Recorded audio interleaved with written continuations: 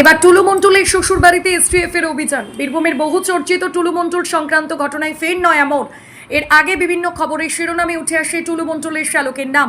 এবার সেই শ্যালকের সাথে জিজ্ঞাসাবাদ করতে বুধবার সকালে টুলু মণ্ডলের পাড়ুইয়ের শ্বশুরবাড়িতে পৌঁছালো এসটিএফ এর একটি বিশেষ প্রতিনিধি দল।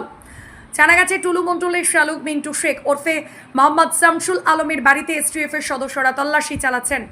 এদিন এসটিএফ এর প্রতিনিধি দল ওই বাড়িতে পৌঁছে বিভিন্ন বিষয় খতিয়ে দেখেন এবং বাড়ির একাধিক অংশে তল্লাশি চালানোর পাশাপাশি পরিবারের সদস্যদের সঙ্গেও প্রয়োজনীয় তথ্য সংগ্রহ করা হচ্ছে বলে জানা গিয়েছে। যদিও এই তল্লাশি অভিযানের বিষয়ে এখনো পর্যন্ত এসটিএফ এর তরফে কোনো বিবৃতি প্রকাশ করা হয়নি। তবে সূত্র মারফত জানা গেছে এসটিএফ এর দল বাড়িতে পৌঁছালে ওই সময় টুলু মণ্ডলের শ্যালক মিন্টু শেখ ওরফে মোহাম্মদ শামসুল আলম বাড়িতে উপস্থিত ছিলেন না। তাকে খুঁজে পাওয়া যায়নি বলেও জানা গিয়েছে। তার অনুপস্থিতির কারণ এবং এই তল্লাশি অভিযানের সঙ্গে কী যোগ রয়েছে তা নিয়ে এলাকায় শুরু হয়েছে ব্যাপক জল্পনা। ঘটনাকে কেন্দ্র করে স্থানীয় এলাকায় চাঞ্চল্য ছড়িয়েছে। এসটিএফের এই তল্লাশি অভিযানে নতুন কোনো তথ্য বা গুরুত্বপূর্ণ সূত্র সামনে আসে কিনা সেদিকেও এখন নজর রয়েছে সকলের। বোলপুর থেকে অনুকূল গড়ায় report, crime press, Bengal news. আমরা দেখছি বাড়ি থেকে টিম এসছে, তল্লাশি করছে বাড়ি, ওগুলাই দেখছি। কার বাড়িতে এটা? এটা টুলু মণ্ডলের শ্বশুর বাড়ি, কি নাম এই যা বাড়ি মালিক? নূর আলম। আর টুলু মণ্ডলের কে থাকে তাহলে এখানে? টুলু মণ্ডলের শ্বশুর থাকে, শাশুড়ি থাকে আর সহমন্দিরা থাকে। ওদেরই দুটোই বাড়ি, ওদের শ্বশুরই বাড়ি বটে। ওরা কি মানে কি কাজ করছে? ওরা এমনি পাথর ব্যবসায়ী বটে, সাপ্লায়ার। সেই জন্য এসেছে বলে মনে হচ্ছে। সেই জন্য এসেছে না ওই মণ্ডল বাবুর টাকা বেরোচ্ছে বলে কি এখানেও আছে কি সেটাও দেখতে এসছে, ওটাও হতে পারে। এরা আগে কেমন ছিল? আগে অবস্থা কেমন ছিল? এরকমই ছিল, এরকমই ছিল। এখন প্রচুর টাকা পয়সা এখন? তা তো বলতে পারবো না, ওদের টাকা কাছে না সেরকম আমার কি জানবো। আপনার নাম? আমার নাম খোকন। আপনি তো এখানকার বাসিন্দা, কি দেখছেন সকাল থেকে?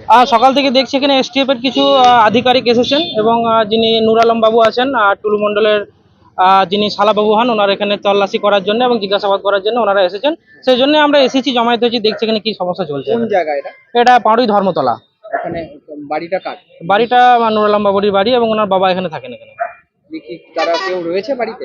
সেটা তো আমি বলতে পারবো না ওনারা আছেন কি না, সেটা আমি এসে এখানে দেখছি যে এরকম অবস্থা, ওই জন্য আমি দাঁড়িয়ে এখানে দেখছি। কি মনে হচ্ছে এই ধরনের কেন হচ্ছে? এখনো পর্যন্ত যেটা দেখছি খবরে বা বিভিন্ন জায়গায় যেটা দেখতে পাচ্ছি যে অনেক টাকার পাহাড় বা অনেক সোনাদানা বা অন্যান্য যে দুর্নীতিমূলক কাজগুলো রয়েছে সেসব বিষয়ে পুলিশ অনেক তথ্য প্রমাণ পেয়েছে। সেই জন্য এখানে হয়তো ওদের কাছে কিছু আছে কিনা, যেহেতু ওনারা আত্মীয়, কোনো তথ্য প্রমাণ পান কিনা, বা সেই জন্য ওনারা এখানে এসে তল্লাশি চালাচ্ছেন, এটা বলেই মনে হচ্ছে আমার। আমার নাম শেখ নাজিবুল, এখানকার স্থায়ী বাসিন্দা। কি দেখবো, আমার হঠাৎ ওনারা এসছেন, আমি বাড়িতেই বসছিলাম, আমার বাড়িতে প্রথমে ঢুকেছিলেন। আমার বাড়িতে গিয়ে বললো আপনার বাড়ি সার্চ করবো। বললাম করুন। সব গোটা বাড়িটাই সার্চ করলো, পিছন দিকেও দেখলো, সামনের দিক দেখলো, সব প্রত্যেকটা রুম খুলে খুলে দেখলো, কিছু পাইনি। হ্যাঁ, এনাদেরকে চেনেন বলতে কার নামটা বলুন, কাকে? শ্বশুর, এনার শ্বশুরবাড়ি বলতে টুলু মণ্ডলের শ্বশুরবাড়ি। টুলু মণ্ডলের শ্বশুর যে উনি হচ্ছেন আমার মেজো কাকা, তখন চিনবো না?